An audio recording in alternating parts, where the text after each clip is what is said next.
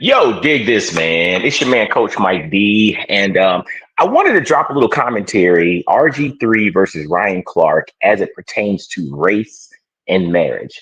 As some of you know, I'm a huge proponent of marriage. I think marriage is the cornerstone to us building society, us, building thriving families and, setting the right playbook for our kids because we're our kids' first teachers, right? And also you build a unit, right? You're stronger together, and marriage is the core foundation of that. But there's a lot of commentary right now going back and forth between RG3 and Ryan Clark as it pertains to race and marriage, but then also as it pertains to race and media. And there's a lot of underlying things here that need to be unpacked, right? First and foremost, as a man of African descent, as an African American, as a person who my fourth great grandfather was purchased, right? My fifth great grandmother was purchased. I am a person who has a lineage that was impacted by the institution of slavery. So race is something within my genetic lineage that is a buzzword, right? And a lot of people are actually triggered by anything racial, right? Because of the unique history of the world that includes the enslavement of people, and a lot of times solely through the lens of race. Anything racial is triggering, right? And so when commentary comes out about marriage and people who are in interracial marriages, it is a triggering conversation. Sidebar, which is always kind of funny. If you go through like social media, you'll see like a black dude and he's looking at somebody who is not a black woman, and there'll be like a Dr. Umar Johnson meme pop up. Boom. It's kind of a funny thing of like what you're looking at, right? And this is playing on the fact that race is still one of those third rail issues, especially in America, but actually around the world, right? So when you start listening to the commentary about RG3 criticizing Angel Reese and elevating Caitlin Clark, and how Ryan Clark went public and said, those types of messages or that type of messaging doesn't do justice to the plight of African American women. And he related back to the fact that in his household, he's not dealing with an African American woman day in and day out, and is able to bounce that particular idea or bounce those thoughts off of her based off of her lived experience. And at times that can be problematic. And the reason I'm pointing that out or giving kind of that background there is because a lot of times we simply boil things down to black or white, and it's all black or all white. But the reality is, especially if you're people of faith, you believe that we all came from the same people anyway, right? So if you go back far enough, we're all connected, we're all related in some way, shape, or form if you go back far enough. The challenge is a lot of us stop a few generations back, right? We stop where, okay, the country you currently live in, we only go as far back as the people who came from other places here, and that's how we identify ourselves. Or some people go beyond that, where you came from right before that. But if you keep going back from a historical perspective, we all end up coming from the same place, right? So it's an interesting perspective, but it's triggering, right? When you hear comments about interracial marriage, and then people take it personal. Like if you're an RG3 type dude, right, and somebody's talking about your wife, or you feel as if somebody's talking about your wife, real talk, you're going to be triggered and you're going to come for them. Because again, our number one priority is like first serve God, and then it's your wife, right? So God first and then your wife. And so if anybody comes for your wife, you're like, look here, player, that's kind of an off limits conversation. But I think the concept of race does need to be unpacked. And this is a nuanced conversation. So the public is going to look at it like this one versus that one. And a lot of times that's because we're wired to create the villain or the hero. It's a this or that. It's a binary or a zero sum game, right? Somebody has to win, somebody has to lose. But this is not, to me, a competition. This is more of a nuanced conversation that needs to happen.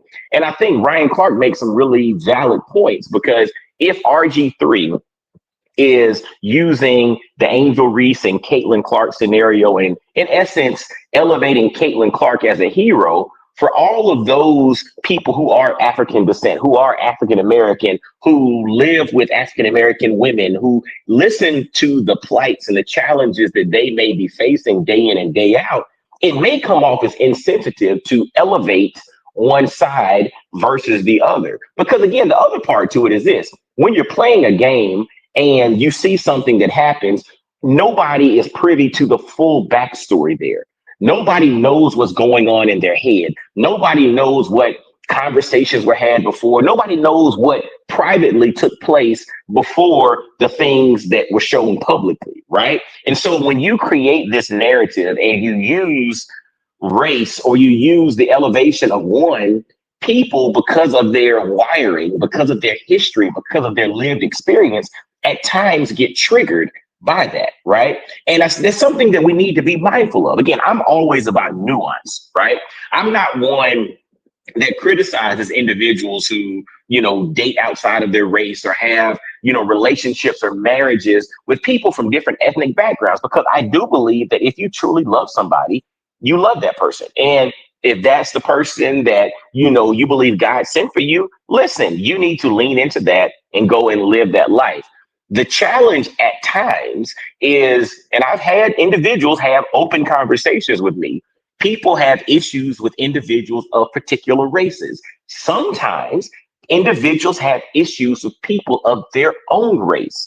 And sometimes dating outside of your race, again, not all the time, but sometimes this is an example of some kind of self-hate. They don't like what they see in the mirror, so they pursue something that is the total opposite of what they present. Again, this is not all the time, but I have had conversations with individuals who have expressed their lived experience, and their pursuit of people who are of other races is really because they don't like what they see in the mirror. They might not communicate it specifically like that, but everything that they're saying leads down this rabbit hole of, I am not enough, so I want to pursue something else.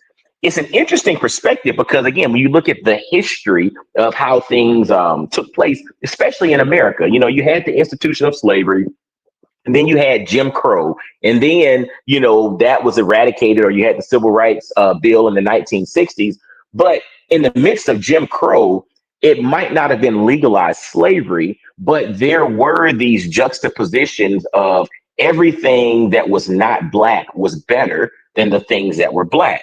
And I was born in 1979. I can remember conversations with some older folks, like some older Black folks, who had the perspective that people who were educated at white institutions, who participated in things that were not solely just for Black people, had better because of how things were positioned before. Because you had segregation, you were kept out of various opportunities. You always had this mentality, or you may have been wired to have this mentality that I'm being kept away from something that's better. So therefore, once somebody got an opportunity to not get educated just in a Black community or a Black school, or to not just do business in a Black community, then some, because of that wiring and due to history, felt that that person had better opportunities because now they could get the stuff that had been restricted from them. You can kind of tie that over at times into dating and marriage, in a sense that some people feel as if this is something better, not because it is better or is worse, but because you felt as if you've been restricted from those opportunities, right? And so when you start looking at nuance and you start thinking about race through that particular lens, there are some conversations that need to be had about marriage and choice. But the reality is that's a personal decision. So I believe that everybody has a right to love, who you fall in love with and marry the woman of your dreams and all of that stuff. And that's independent of racial background, right? But if someone is pursuing someone of a particular race because of some type of self-hate or some challenges they have with their own self, I think those are things that that person needs to unpack. And so listening to the debate or the back and forth between RG3 and Ryan Clark, I think gives a window or an opportunity for those conversations to be had on a larger scale, right? But then also the conversation around narrative and understanding that various communication is triggering for certain people because of lived experience. And I think we need to be aware of that. Someone like RG3 needs to be aware that if it is a perceived racial entity or racial competition, Caitlin Clark versus Angel Reese. And some of that was led or built by media, right?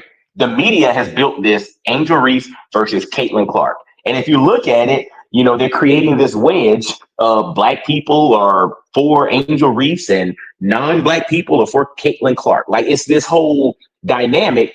And we have to also be mindful of not taking the debate through the lens of media, right? Because nobody follows at scale things that are just okay. Things that are polarizing galvanize attention. So you want the hero and the villain. You want people to be all for or all against because either way they're talking about it. And when you think about media, more and more people talking gets more and more eyeballs. And how are they paid? They're paid through attention. Attention is the currency of today, right? So we also can't allow ourselves to take the bait of controversy and following down the pathway of controversy solely to get attention. So going back to it, the RG3 versus Ryan Clark debate conversation back and forth with regard to his wife. There's some nuance to that needs to be unpacked. Again, look at history and you can see why Ryan Clark might make the statements that he made. On the flip side, you can see why RG3 would be defensive. Again, you're talking about his wife, whether true or not, it's the whole premise of that defense that's going to come up because, dude, you're a husband. I get that. We also realize that the cornerstone or the core of this was rooted in the Angel Reese versus Caitlin Clark debate. And this hero villain thing is a media plant and the controversies there to keep eyeballs and attention there. You think about back in the day before it changed to WWE, it was still WWF. You had the heroes and the villains with regard to the wrestlers. That's to get people paying attention. You tune in to see the villain get destroyed. You tune in to see the hero prevail. But the question is, who's the hero and who's the villain, right? And this is interesting because, again, the perceived hero and perceived villain, going back to our initial statement about the racial lines here, a lot of times gets driven through culture and race, unfortunately. But that's just the reality of how we're wired. And a lot of that is rooted in our own lived experience and the history from which we come from, right? And so, again, these things are all nuanced. These things are they're all challenging.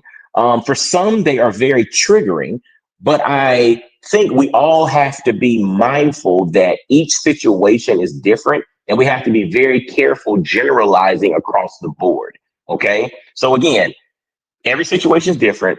We shouldn't generalize. There's some truth, but then there's also some opinion here. We have to have the discernment to weed through it all so that we can formulate our own opinion. And at the end of the day, treat people well, do things the right way, have a conversation. When I do conflict resolution, one of the things that our conflict resolution workshops, one of the things that we hyper focus on is conflict is not a competition. It's a problem to be solved. When you simply identify the problem and solve the problem, we no longer have competition, which then helps to eradicate the conflict. And that's where we are. So anyway, that's kind of my take on the RG3 Ryan Clark conversation. I hope this has been impactful. This is your man, Coach Mike D, the Mindset QB. I'm not your Mindset QB. I'm my Mindset QB. And I'm here to inspire and encourage and empower you to become the quarterback of your mindset because only you can quarterback your mindset. Y'all be blessed, well, and wise. Have an amazing day.